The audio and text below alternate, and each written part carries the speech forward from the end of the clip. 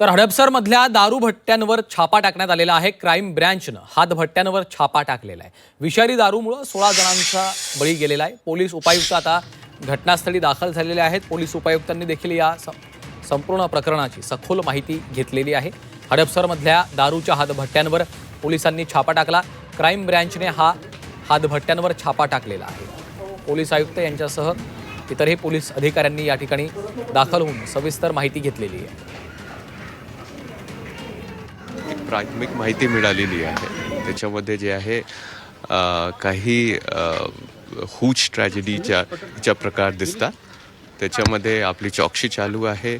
कसे झालं आहे, काय झालं आहे, त्याच्यावर आपण सखोल चौकशी करतात। चौकशीच्या नंतर सविस्तर माहिती आपण देतो। आता सध्या मी फक्त येऊन जागाची पाहणी केली आहे, कुठे काय होतं। तिथे असं निदर्शनास आलं की इथून एक जागावर बसून त्याने सगळ्यांनी दारू घेतले होते। ते आता मी येऊन पाहिले आहे।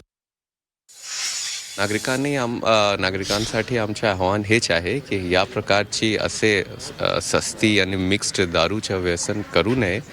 कसे की कुठल्या प्रकारच्या याचे येऊन कसे बनवता, काय बनवता याच्या खात्री माहिती नाही आहे। तुमचे हेल्थची काळजी घ्या आणि या प्रकारच्या याच्यामध्ये पडू